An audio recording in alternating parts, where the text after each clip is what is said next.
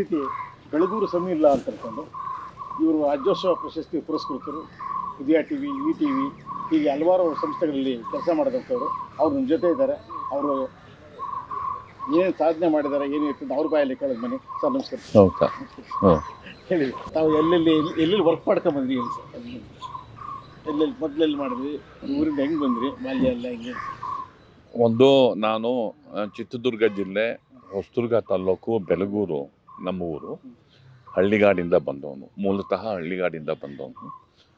ಮತ್ತು ಅಂಥ ಅನುಕೂಲಸ್ಥರ ಕುಟುಂಬದಿಂದ ಏನು ಬಂದವನೇನಲ್ಲ. ನಮ್ಮದೇ ಆದ ಓದು, ನಮ್ಮದೇ ಆದ ಕಷ್ಟ ನಷ್ಟಗಳಲ್ಲಿ ನಾನು ಬೆಳೆದು ಬಂದವನು. ಕೆಲಸ ಹರಿಸ್ಬಿಟ್ಟು ಬೆಂಗಳೂರಿಗೆ ಬಂದವನು. ಇಲ್ಲಿ ನೆಲೆ ಕಂಡುಕೊಳ್ಳೋದಕ್ಕೆ ಪ್ರಯತ್ನ ಪಟ್ಟಾಗ ನಾನು ಮೊದಲಿಂದಲೂ ರೂಪಿಸ್ಕೊಂಡಿದ್ದಂತಹ ಅಭಿರುಚಿ, ಆಸಕ್ತಿಯ ಮಾರ್ಗವನ್ನೇ ಆಯ್ಕೊಂಡು ನಾನು ಪತ್ರಿಕೋದ್ಯಮಕ್ಕೆ ಬಂದೆ. ವಿಶೇಷವಾಗಿ ನಾನು ಈ ಸಂದರ್ಭದಲ್ಲಿ ಈ ಸಂಜೆ ಬಳಗ ಟಿ ವೆಂಕಟೇಶ್ ಅವರನ್ನು ನೆನಪಿಸ್ಕೊಳ್ಳೋದಕ್ಕೆ ನಾನು ಮುಖ್ಯವಾಗಿ ಬಯಸ್ತೇನೆ. ನನಗೆ ಹೆಚ್ಚು ನೆಲೆ ಕೊಟ್ಟದ್ದು, ನನಗೆ ವ್ಯಕ್ತಿತ್ವವನ್ನು ಕೊಟ್ಟದ್ದು, ನನಗೆ ಆಸರೆಯನ್ನು ಕೊಟ್ಟದ್ದು ಮತ್ತು ನನಗೆ ಪತ್ರಕರ್ತನಾಗಿ ಗುರುತಿಸುವಂತೆ ಮಾಡಿದ್ದು ಆ ಸಂಸ್ಥೆ, ಅಭಿಮಾನಿ ಪ್ರಕಾಶನ ಸಂಸ್ಥೆ. ಅಭಿಮಾನಿ ಸಂಸ್ಥೆ ಇರ್ಬೋದು, ಅರಗಿಣಿ ಪೇಪರ್ ಇರ್ಬೋದು, ಆ ನಂತರದ ಪತ್ರಿಕೆಗಳಿರ್ಬೋದು. ಹೀಗೆ ಹಲವು ಘಟ್ಟಗಳಲ್ಲಿ ವೃತ್ತಿಯ ದೃಷ್ಟಿಯಿಂದ ವ್ಯಕ್ತಿಗತವಾಗಿ ನಾನು ಅಲ್ಲಿ ಬದುಕಲ್ಲಿ ಕಂಡುಕೊಂಡಿದ್ದು, ಕಲ್ತಿದ್ದು ಹೆಚ್ಚಿದೆ. ಹೀಗಾಗಿ ನನಗೆ ಆ ಸಂಸ್ಥೆಯ ಮೇಲೆ ಗೌರವ ಮತ್ತು ಪ್ರೀತಿ, ವಿಶ್ವಾಸ ಆಗಲೂ ಮತ್ತು ಈಗಲೂ ಕೂಡ ಇದೆ. ಇದು ನನ್ನ ಒಂದು ಬ್ರೀಫ್ ಆದಂತಹ ಹಿನ್ನೆಲೆ. ಅದಾದ ನಂತರ ಕಾಲಾಂತರದಲ್ಲಿ ನಾನು ಬೇರೆ ಬೇರೆ ಮ್ಯಾಗ್ಝೈನಲ್ಲಿ ಕೆಲಸ ಮಾಡಿದೆ. ವುಮೆನ್ ಮ್ಯಾಗ್ಝೈನು, ರಾಜನ್ಸ್ ಅವರ ಪ್ರಿಯಾಂಕಾ ಅಂತ, ಅದರ ಫೌಂಡರ್ ಎಡಿಟರ್ ಆದೆ. ಹೀಗೆ ಬೇಕಾದಷ್ಟು ವಿಜಯ ಕರ್ನಾಟಕ ಸ್ಪೆಷಲ್ ಕರೆಸ್ಪಾಂಡೆಂಟ್ ಆಗಿದ್ದೆ ವಿಜಯ ಕರ್ನಾಟಕದಲ್ಲಿ. ನಂತರ ಈ ಟಿ ವಿನಲ್ಲಿ ನಾನು ಪ್ರಿನ್ಸಿಪಲ್ ಸ್ಪೆಷಲ್ ಕರೆಸ್ಪಾಂಡೆಂಟ್ ಆಗಿದ್ದೆ, ಬೆಂಗಳೂರು ಬ್ಯೂರೋ ಹೆಡ್ ಆಗಿದ್ದೆ. ನಂತರ ಉದಯ ಟಿ ವಿಯ ಮುಖ್ಯಸ್ಥನಾಗಿ ಕೆಲಸ ಮಾಡಿದ್ದೀನಿ. ಹೀಗೆ ಸುದ್ದಿ ಟಿ ವಿನಲ್ಲಿ ಕೂಡ ಇದ್ದೆ ನಾನು. ಹೀಗೆ ಬದುಕಿನ ವಿವಿಧ ಘಟ್ಟಗಳಲ್ಲಿ ನಾನು ವೃತ್ತಿ ಮಾಡಬೇಕಲ್ಲ, ನಾವು ಇದನ್ನು ಆಯ್ಕೆ ಮಾಡಿಕೊಂಡಿರೋ ವೃತ್ತಿ, ಜೊತೆಗೆ ನಮ್ಮ ಕನ್ಸರ್ನಿಂದ ನಾವು ಜನರ ಬಗ್ಗೆ ಮತ್ತು ನಾವು ಏನಾದರೂ ಒಂದು ಸಮಾಜಕ್ಕೆ ಕೊಡಬೇಕು ಅನ್ನುವಂತಹ ನಮ್ಮ ಆಸಕ್ತಿಯಿಂದಾಗಿ ನಾವು ಪತ್ರಿಕೋದ್ಯಮವನ್ನು ಆಯ್ಕೆ ಮಾಡಿಕೊಂಡು ಅದರ ಪ್ರಕಾರ ಕೆಲಸವನ್ನು ಮಾಡ್ಕೊಂಡು ಬಂದ್ವಿ. ಹೆಚ್ಚು ತೃಪ್ತಿ ಕೊಟ್ಟಂಥದ್ದು ಸರ್? ತೃಪ್ತಿ ಕೊಟ್ಟದ್ದು ಅಂತೇನಿಲ್ಲ, ಇಡೀ ವೃತ್ತಿನೇ ತೃಪ್ತಿ ಕೊಟ್ಟಿದೆ ನನಗೆ. ನಾನು ಮೂಲತಃ ವರದಿಗಾರ. ಈ ವರದಿಗಾರನ ಬದುಕಲ್ಲಿ ನಾನು ಬೇಕಾದಷ್ಟು ಸವಾಲಿನ ರಿಪೋರ್ಟ್ಸ್ಗಳು ಮಾಡಿದ್ದೀನಿ. ನಾನು ಒಬ್ಬ ಅಗ್ರೆಸಿವ್ ರಿಪೋರ್ಟರ್, ನಾನು ತುಂಬ ಅಗ್ರೆಸಿವ್ ರಿಪೋರ್ಟ್ರು. ಈ ಹಂತದಲ್ಲಿ ನನ್ನ ವೃತ್ತಿಪರ ಬದುಕಲ್ಲಿ ಬೇಕಾದಷ್ಟು ಒಳ್ಳೊಳ್ಳೆ ರಿಪೋರ್ಟ್ಸನ್ನು ಮಾಡಿದ್ದೀನಿ. ರಿಸ್ಕ್ ತಗೊಂಡು ರಿಪೋರ್ಟ್ಸ್ ಮಾಡಿದ್ದೀನಿ, ವೀರಪ್ಪನ್ ರಿಪೋರ್ಟ್ಸ್ಗಳು ಮಾಡಿದ್ದೀನಿ. ಒಬ್ಬ ಸಚಿವರ ವಿರುದ್ಧ ಬೇಕಾದಷ್ಟು ರಿಪೋರ್ಟ್ಸು, ಇನ್ವೆಸ್ಟಿಗೇಷನ್ ರಿಪೋರ್ಟ್ಸ್ಗಳು ಮಾಡಿದ್ದೀನಿ. ರಾಜ್ಯಾದ್ಯಂತ ಅದು ಸಾಕಷ್ಟು ಚರ್ಚೆಗೆ ಈಡಾಗುವಂಥ ರಿಪೋರ್ಟ್ಸ್ಗಳು ನನ್ನಿಂದ ಬಂದಿವೆ. ಹೀಗಾಗಿ ನನಗೆ ತೃಪ್ತಿ ಅಂದರೆ ಇಡೀ ವೃತ್ತಿನೇ ತೃಪ್ತಿ ಕೊಟ್ಟಿದೆ. ಒಬ್ಬ ಸಾಧಾರಣ ರಿಪೋರ್ಟ್ರಾಗಿ ನನ್ನ ವೃತ್ತಿಯನ್ನು ಆರಂಭ ಮಾಡಿದೆ. ಆನಂತರ ವಿಶೇಷ ವರದಿಗಾರ ಆದೆ. ಅದಾದ ನಂತರ ನಾನು ಬ್ಯೂರೋ ಇನ್ಚಾರ್ಜ್ ಆದೆ. ಅದಾದ ನಂತರ ಮುಖ್ಯ ಸಂಪಾದಕನ ಲೆವೆಲ್ಲಿಗೆ ನಾನು ದೃಶ್ಯ ಮಾಧ್ಯಮದಲ್ಲಿ ಹೋದೆ, ಮುದ್ರಣ ಮಾಧ್ಯಮದಲ್ಲಿ ಇದ್ದೆ, ಸಿನಿಮಾ ಪತ್ರಕರ್ತ ಆಗಿದ್ದೆ ಒಂದಷ್ಟು ವರ್ಷಗಳ ಕಾಲ. ಹೀಗಾಗಿ ಸಿನಿಮಾ ಕಾಂಟ್ಯಾಕ್ಟ್ಸು, ವೈಯಕ್ತಿಕವಾಗಿ ಸಿನಿಮಾಗಳ ಬಗ್ಗೆ ನನ್ನ ಅಭಿರುಚಿನೂ ಅದಕ್ಕೆ ಮುಖ್ಯವಾದಂತಹ ಕಾರಣ. ಅದಾದ ನಂತರ ರಾಜಕಾರಣ, ಕ್ರೈಮು, ಹೀಗೆ ಬೇಕಾದಷ್ಟು ರಿಪೋರ್ಟ್ಸ್ಗಳನ್ನ ನಾನು ಮಾಡಿದ್ದೀನಿ. ಡೆಸ್ಕಲ್ಲಿ ಕೆಲಸಗಳು ಮಾಡಿದ್ದೀನಿ, ಪ್ರಿಂಟ್ ಮೀಡಿಯಾದಲ್ಲಿ ಕೆಲಸ ಮಾಡಿದ್ದೀನಿ, ವಿಜುವಲ್ ಮೀಡಿಯಾ ಮುಖ್ಯವಾಹಿನಿಗೆ ಬಂದಾಗ ವಿಜುವಲ್ ಮೀಡಿಯಾದಲ್ಲಿ ಮಾಡಿದ್ದೀನಿ, ಈಗ ಡಿಜಿಟಲ್ ಮೀಡಿಯಾದಲ್ಲಿ ನಾನು ಮಾಡ್ತಿದ್ದೀನಿ. ಹೀಗಾಗಿ ಪತ್ರಿಕೋದ್ಯಮದ ಒಂದು ಸುತ್ತನ್ನು ಪೂರ್ಣ ಮಾಡಿದ್ದೀನಿ ಅನ್ನೋ, ಈಗ ಪ್ರಿಂಟು, ವಿಜುವಲ್ಲು, ಡಿಜಿಟಲ್ಲು ಮೂರೂ ಇದರಲ್ಲೂ ಕೂಡ. ಆಮೇಲೆ cinema, political reporter, crime report, sports ಒಂದು ಮಾಡಿಲ್ಲ. ಹೀಗಾಗಿ ಆ ಒಂದು ವೃತ್ತಿಯ ತೃಪ್ತಿ ನನಗಿದೆ. ಸರ್, ಈಗ ನೀವು ಹೇಳಿದ್ರಲ್ಲ ಯಾವುದು ಬೇರೆ ಬೇರೆ ಪತ್ರಿಕೆನೆಲ್ಲ ಮಾಡದೇ ಸ್ಪೆಷಲ್ ರಿಪೋರ್ಟ್ ಮಾಡೋದಿಲ್ಲ. ಒಂದು ಯಾರು ರಾಜೀನಾಮೆ ಕೊಟ್ಟರು, ಒಬ್ಳಿಗೆ ಯಾರು ರಾಜೀನಾಮೆ ಕೊಟ್ಟರು? ಗೋಪಿನಾಥ್ ಸಾಂಡ್ರ. ಅದ್ರ ಬಗ್ಗೆ ಗೋಪಿನಾಥ್ ಸಾಂಡ್ರ ವಸತಿ ಸಚಿವರಾಗಿದ್ದರು ಮೊಯ್ಲಿ ಅವರ ಸಂಪುಟದಲ್ಲಿ. ಅವರ ಸೊಸೆ ವರದಕ್ಷಿಣೆ ಪ್ರಕರಣದಲ್ಲಿ ಅವ್ರು ಸಿಕ್ಕಾಕೊಂಡ್ರು. ಅವ್ರ ಮೇಲೆ ವರದಕ್ಷಿಣೆ ಪ್ರಕರಣ ಬಂತು. ಸಚಿವರು, ವಸತಿ ಸಚಿವರು ಮತ್ತು ಆ ಕಾಲಕ್ಕೆ ಆ ಭಾಗದ ಪ್ರಭಾವಿ ಸಚಿವರಾಗಿದ್ದರು ಅವರು. ನಾನು ಅವ್ರ ಹತ್ರ ಮಾಹಿತಿಯನ್ನು ಸಂಗ್ರಹ ಮಾಡಿ ಅವರ ಸೊಸೆ ಹತ್ರ ಮಾತಾಡಿ ಒಬ್ಬ ಸಚಿವರು ಹೇಗೆ ದುಡ್ಡಿಗೆ ವರದಕ್ಷಿಣೆ ಕಿರುಕುಳವನ್ನು ಕೊಟ್ಟರು ಅನ್ನೋದನ್ನು ಸವಿಸ್ತಾರವಾಗಿ ರಿಪೋರ್ಟ್ ಮಾಡಿದೆ. ಮತ್ತು ಆ ಕಾಲದಲ್ಲಿ ಅದು ಸೆನ್ಸೇಷನಲ್ ರಿಪೋರ್ಟ್ ಆಯಿತು. ಎಂಥ ಸೆನ್ಸೇಷನಲ್ ರಿಪೋರ್ಟು ಅಂತಂದರೆ ಇಡೀ ಉಭಯ ಸದನಗಳಲ್ಲಿ ಅಲ್ಲಾಡಿಸ್ತು. ಇಡೀ ಉಭಯ ಸದನಗಳಲ್ಲಿ ದೊಡ್ಡ ಕೋಲಾಹಲವನ್ನು ಎಬ್ಬಿಸ್ತು. ಒಬ್ಬ ಮಿನಿಸ್ಟ್ರು ಡೌರಿ ಕೇಸಲ್ಲಿ ಸಿಕ್ಕಾಕೊಂಡ್ರು ಅಂತ. ಅವ್ರನ್ನ ಬಿಡ್ಲಾರ್ದಲೆ ಕ್ಯಾಬಿನೆಟ್ಟಲ್ಲಿ ಇಟ್ಕೊಳ್ಳಾರ್ದಲೆ ಮೊಯ್ಲಿ ಅವರು ತುಂಬ ಒದ್ದಾಡಿದರು. ವಿಶೇಷ ಅಂತಂದರೆ ಅವರ ವಿರುದ್ಧ ಡಾಕ್ಯುಮೆಂಟ್ಸನ್ನು ಇಟ್ಟು ಸದನದಲ್ಲಿ ಕೋಲಾಹಲ ಎಬ್ಬಿಸಿದವರು MC ನಾಣಯ್ಯ ಅವರು ಅದನ್ನು ಮುಖ್ಯವಾಗಿ ರೈಸ್ ಮಾಡಿಕೊಂಡು ಅದನ್ನು ಹೋದರೆ ಅವನ್ನ ಡಿಫೆಂಡ್ ಮಾಡ್ಕೊಂಡವ್ರು AK ಸುಬ್ಬಯ್ಯ. ಅವ್ರನ್ನ ಯಾರನ್ನ AK ಸುಬ್ಬಯ್ಯ ಮತ್ತು ಮೊಯ್ಲಿ. ಇಲ್ಲಿ ಒಂದು ಪೊಲಿಟಿಕಲ್ ಚರ್ಚೆಗಿಂತ ಹೆಚ್ಚಾಗಿ ಸದನದಲ್ಲಿ ಈ ಟಾಪಿಕ್ ಬಂತು ಅಂತಂದರೆ ಲೀಗಲ್ ಆರ್ಗ್ಯುಮೆಂಟ್ ಪ್ರೆಸೆಂಟ್ ಮಾಡೋ ರೇಂಜಿಗೆ ಡಿಸ್ಕಷನ್ಸ್ ಆಗೋದು. ಅಂದರೆ ಗೋಪಿನಾಥ್ ಸಾಂಡ್ರಾ ಇಶ್ಯೂ ಕೌನ್ಸಿಲಲ್ಲಿ ಚರ್ಚೆಗೆ ಬರ್ತಿದೆ ಅಂತಂದರೆ ರಂಗನಾಥ್ ಅಂತವ್ರು ಬಂದು ಗ್ಯಾಲರಿನಲ್ಲಿ ಕೂತ್ಕೊಳ್ಳೋರು ಅದನ್ನು ನೋಡೋದಕ್ಕೆ, ಆ ಪ್ರಕರಣ ಆರ್ಗ್ಯುಮೆಂಟನ್ನು ನೋಡೋದಕ್ಕೆ. ಹೀಗಾಗಿ ಆ ಕಾಲದ ದೊಡ್ಡ ಸೆನ್ಸೇಷನಲ್ ಪ್ರಕರಣ ಇದಾಗಿತ್ತು. ಇಂಥವು ಇವೆ ಬೇಕಾದಷ್ಟು. ವೀರಪ್ಪನ್ ಪ್ರಕರಣಗಳಿರ್ಬೋದು. ವೀರಪ್ಪನ್ ಬೇಕಾದಷ್ಟು ಮಾಡಿದ್ದೀನಿ. ವೀರಪ್ಪನ್ ಒಂದು ಅಂತಲ್ಲ, ಬಹುತೇಕ ವೀರಪ್ಪನ್ ಪ್ರಕರಣದ ಬಹುತೇಕ ಘಟನೆಗಳನ್ನು ನಾನು ರಿಪೋರ್ಟ್ ಮಾಡಿದ್ದೀನಿ. ಅದು ಈ ಸಂಜೆ ಅವರು ಓದ್ತಿರೋ ಫೋಟೋನೇ ತರಿಸಿದ್ದೆ ನಾನು ಅಲ್ಲಿಂದ. ಆ ಕಾಲಕ್ಕೆ ಅದು ಅಲ್ಲಿ ಹೋಗೋರು ಒಬ್ಬರು ಅದನ್ನು ಹೋಗಿ ಪೇಪರನ್ನು ಅವನ ಕೈಲಿ ಕೊಟ್ಟು ಅವನು ಅದನ್ನು ಓದೋ ಅಂಥ ಪೇಪರ್. ಅಂದರೆ ನನ್ನ ಸಂಪರ್ಕ ಅಷ್ಟಿತ್ತು. ಅಂದರೆ ನಾನು ಏನೇ ಗೀಸಿಪ್ಗಳು ಅಲ್ವೇ ಅಲ್ಲ. ಒಂದು ಸುದ್ದಿನ 10 ಸರಿ ಚೆಕ್ ಮಾಡ್ಕೊಳ್ದಲೆ, ನನಗೆ ಕನ್ಫರ್ಮ್ ಆಗ್ದಲೆ ನಾನು ರಿಪೋರ್ಟ್ ಮಾಡ್ತಿರ್ಲಿಲ್ಲ. ಮತ್ತು ಆ ಕಾಲಘಟ್ಟದಲ್ಲಿ ಆ ಟೈಮ್ ಒಳಗೆ ನಾನು ಅದನ್ನು ಚೆಕ್ ಮಾಡಿಕೊಂಡು ಆ ಟೈಮಿಗೆ ಸರಿಯಾಗಿ ಸ್ಟೋರಿಯನ್ನು ಫೈಲ್ ಮಾಡ್ತಿದ್ದೆ. ಹೀಗಾಗಿ ಶಕೀಲ್ ಅಹಮದ್ ಅವರ ಹತ್ಯೆ ಇರ್ಬೋದು, ಹರಿಕೃಷ್ಣ ಅವರ ಹತ್ಯೆ ಇರ್ಬೋದು, ಆನಂತರ ಪಾಲಾರ್ ಬ್ಲಾಸ್ಟ್ ಪ್ರಕರಣ, ಹೀಗೆ ಸೀರೀಸ್ ಆಫ್ ಇನ್ಸಿಡೆಂಟ್ಸ್ಗಳು ಏನೇನಾಗಿವೆ ಅವೆಲ್ಲವನ್ನು ನಾವು ಅಲ್ಲಿ ಹೋಗಿ ರಾಮಾಪುರ ಪೊಲೀಸ್ ಠಾಣೆ ಮೇಲೆ ಅಟ್ಯಾಕ್ ಇರ್ಬೋದು, ನಾವು ಅದನ್ನು ರಿಪೋರ್ಟ್ ಮಾಡಿ ನೇರ ಹೋಗಿ ರಿಪೋರ್ಟ್ ಮಾಡಿ ಅದನ್ನು ಅಲ್ಲಿ ಹೋಗಿ ನಾನು ಅದನ್ನು ಆ ಘಟನೆಗಳು ನಡೆದಾಗ ರಿಪೋರ್ಟ್ ಮಾಡಿದ್ದೀನಿ. ಮತ್ತು ಬೇಕಾದಷ್ಟು ಘಟನೆಗಳಾದಾಗ ನನ್ನದೇ ಆದ ಸೋರ್ಸನ್ನು ಡೆವಲಪ್ ಮಾಡಿಕೊಂಡು ನಾನು ಅದನ್ನು ಪಕ್ಕಾ ಆ ಟೈಮಲ್ಲಿ ನಡೆದಂಥದ್ದು ಯಾವ್ದಾದ್ರು ಇನ್ಸಿಡೆನ್ಸ್ ಆ ಟೈಮಲ್ಲಿ ನಡೆದಂತಹ ಒಂದು ಇಂಟ್ರೆಸ್ಟಿಂಗ್ ಆದಂಥ ಒಂದು ಘಟನೆ ಅಂತಂದರೆ, ನಮ್ಮ ರಾಜ್ಕುಮಾರ್ ಅವರ ಸಹಾಯಕ ನಾಗಪ್ಪ ಮಾರಡಗಿ ಬಿಡುಗಡೆ ಪ್ರಕರಣ. ನಾಗಪ್ಪ ಮಾರಡಗಿ ಅವ್ರನ್ನ ಅವರೇನು ಕಿಡ್ನ್ಯಾಪ್ ಮಾಡ್ಕೊಂಡು ತೊಗೊಂಡು ಹೋಗಲಿಲ್ಲ. ಯಾರು ವಾಲಂಟಿಯರ್ ಆಗಿ ರಾಜ್ಕುಮಾರ್ ಜೊತೆಗೆ ಇರ್ತೀನಿ ಅಂತ ಅವರು ಹೋಗಿತ್ತು. ಒಂದಿನ ನನಗೆ ರಿಪೋರ್ಟ್ ಬಂತು, ನಾಗಪ್ಪ ಮಾರಡಗಿ ಅವರು ವೀರಪ್ಪನ್ ಕ್ಯಾಂಪಿಂದ ತಪ್ಪಿಸ್ಕೊಂಡ್ರು ಅಂತ ರಿಪೋರ್ಟ್ ಬಂತು. ನನ್ನ ಹೈ ಲೆವೆಲ್ ಸೋರ್ಸ್ ಒಂದು ನನಗೆ ಇದನ್ನು ರಿಪೋರ್ಟ್ ಮಾಡ್ತು.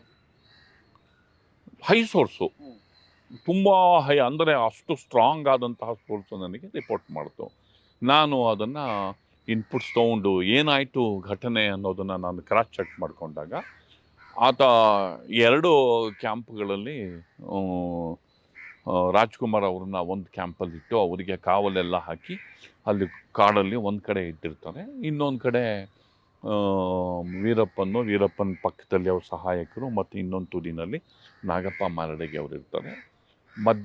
ರಾತ್ರಿ ಊಟ ಎಲ್ಲ ಮುಗಿದಾದ್ಮೇಲೆ ನಾಗಪ್ಪ ಮಾರಡಗಿ ಇದ್ದಕ್ಕಿದ್ದಾಗೆ ವೀರಪ್ಪನ ಮೇಲೆ ಹಲ್ಲೆಗೆ ಯತ್ನ ಮಾಡ್ತಾನೆ. ಅವನು ಇದು ಅನ್ಎಕ್ಸ್ಪೆಕ್ಟೆಡ್. ವೀರಪ್ಪನ್ಗೆ ಶಾಕ್ ಆಗುತ್ತೆ, ಅವನ ಬೆರಳಿಗೆ ಗಾಯ ಆಗುತ್ತೆ, ವೀರಪ್ಪನ ಬೆರಳಿಗೆ ಗಾಯ ಆಗುತ್ತೆ. ಒಂದು ಕ್ಷಣದಲ್ಲಿ ನಡೆದಂತಹ ಘಟನೆ ಇದು. ಮತ್ತು ಹಲ್ಲೆ ನಡೆಸಿ ಸ್ವಲ್ಪ ಒಂದು ಕ್ಷಣದಲ್ಲೇ ಕಾಡಲ್ಲಿ ತಪ್ಪಿಸ್ಕೊತಾನೆ. ಅದು ದಟ್ಟ ಕಾಡು.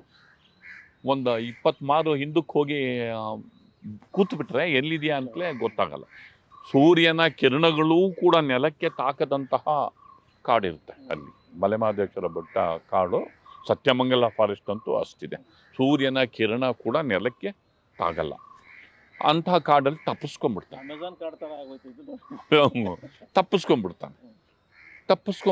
ನನಗದು ಮಾಹಿತಿ ಗೊತ್ತಾಗುತ್ತೆ. ನಾನು ಅದನ್ನು ರಿಪೋರ್ಟ್ ಮಾಡ್ತೀನಿ, ಕನ್ಫರ್ಮ್ ಮಾಡ್ಕೊಂಡು ರಿಪೋರ್ಟ್ ಮಾಡ್ತೀನಿ. ಪೊಲೀಸ್ನವ್ರಿಗೆ ಅದು ಗೊತ್ತಿರಲ್ಲ ಆ ಕಾಲಕ್ಕೆ. ಆಗ ಏನಾಗುತ್ತೆ, ರಿಪೋರ್ಟ್ ಆಗುತ್ತೆ ನಮ್ಮ ಆಫೀಸಲ್ಲಿ.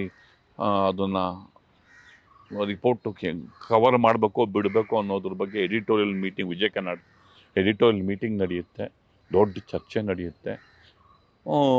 ನಮ್ಮ ಸಂಪಾದಕರು ಈಶ್ವರ್ ದೈತೋಟ ಅವರು, ಮುಖ್ಯ ವರದಿಗಾರರು ಮಹದೇವಪ್ಪ ಅವರು ಇರ್ತಾರೆ.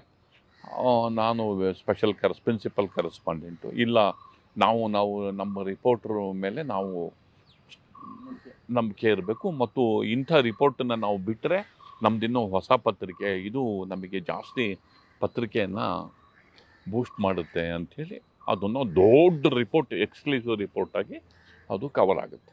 ಬೇರೆ ಯಾವ ಪತ್ರಿಕೆಗೂ ಅದು ಸಿಗಲ್ಲ. ಅದು ಸೆನ್ಸೇಷ್ನಲ್ ರಿಪೋರ್ಟು. ಎಲ್ಲ ಹೋಗಿ ಪೊಲೀಸವ್ರ ಹತ್ರ ಚೆಕ್ ಮಾಡಿಕೊಂಡು, ಪೊಲೀಸ್ನವ್ರ ಹತ್ರನೂ ಮಾಹಿತಿ ಇರಲ್ಲ, ಅವರು ಅದನ್ನು ಕನ್ಫರ್ಮು ಮಾಡೋಕ್ಕಾಗಲ್ಲ.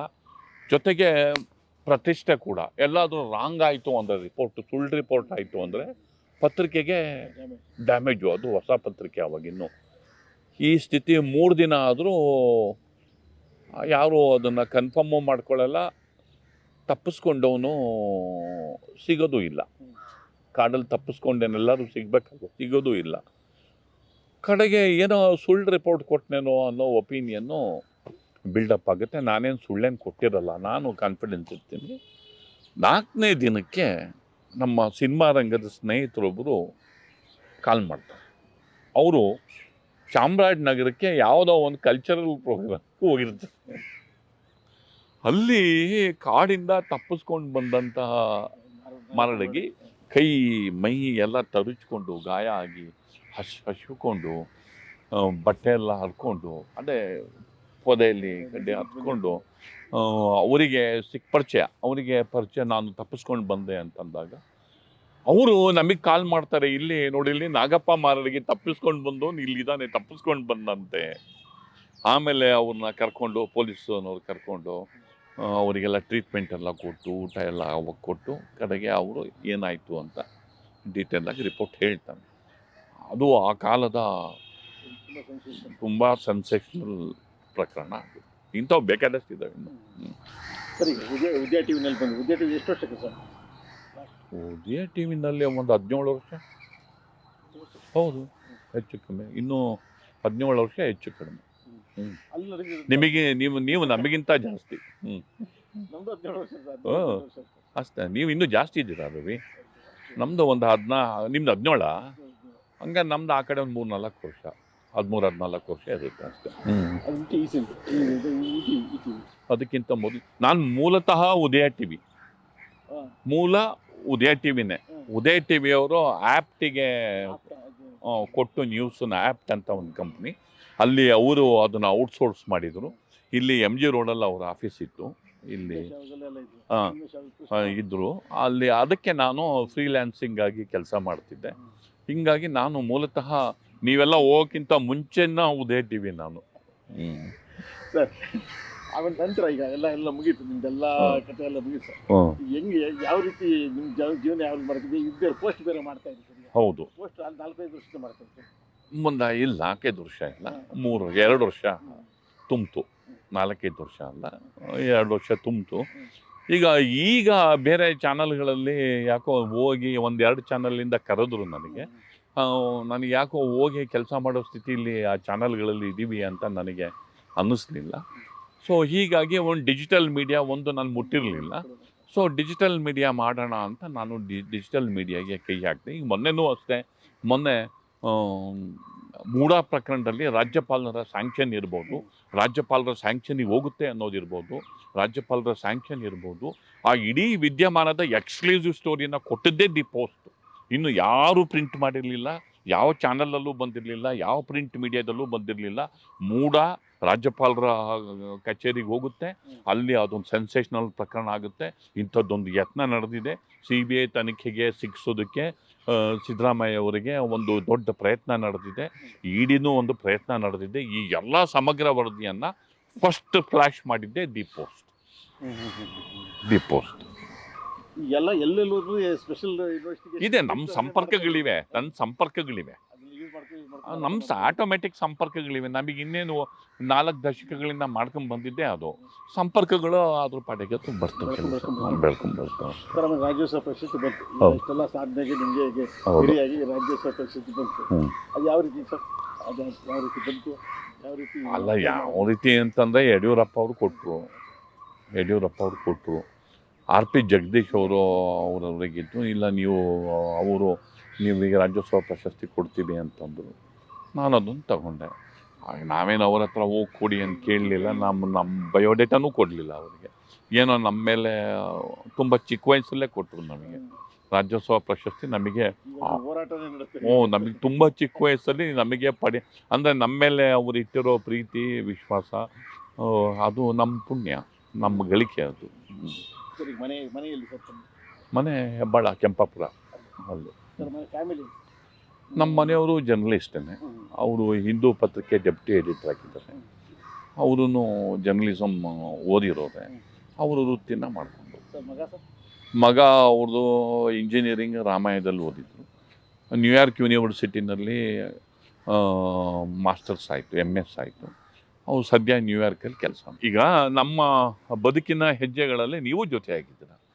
ನೀವು ನಮ್ಮ ಸ್ನೇಹಿತರು, ಇಲ್ಲೇನೋ ಬಂದು ಕೇಳ್ತಿದ್ದೀರ ಅಷ್ಟೇ. ನನ್ನ ಬಗ್ಗೆ ನಿಮಗೆ ಗೊತ್ತಿಲ್ಲದಲೇ ಇರೋದೇ ಏನೂ ಇಲ್ಲ.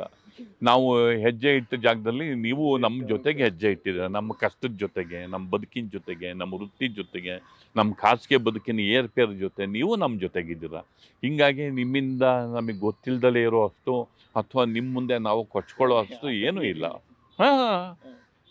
ಹೌದು. ಯಾಕೆ ನಮ್ಮನ್ನು ಹೊಸದಾಗಿ ಬಂದ ಕಾಲದಿಂದ ನೀವು ನಮಗೆ ನೋಡಿಲ್ವೇನೋ?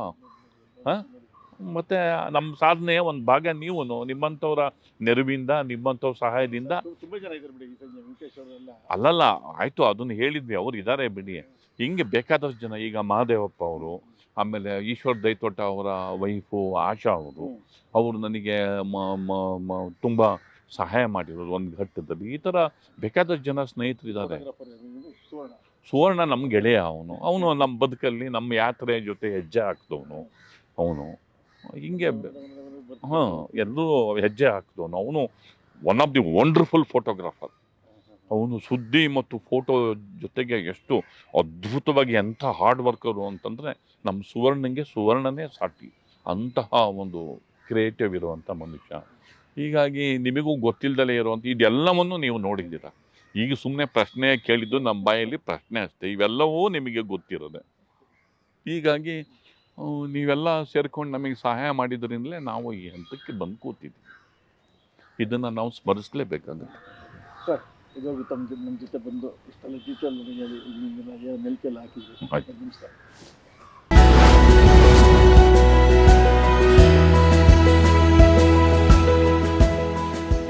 ಕ್ಷಣ ಕ್ಷಣದ ಸುದ್ದಿಗಳಿಗಾಗಿ ಫ್ರೀಡಂ ಟಿವಿ ಸಬ್ಸ್ಕ್ರೈಬ್ ಮಾಡಿ, ಲೈಕ್ ಮಾಡಿ ಹಾಗೂ ಫಾಲೋ ಮಾಡಿ. ಹೊಸ ಸುದ್ದಿಗಳ ನೋಟಿಫಿಕೇಶನ್ಗಾಗಿ ಬೆಲ್ ಐಕಾನ್ ಮೇಲೆ ಕ್ಲಿಕ್ ಮಾಡಿ.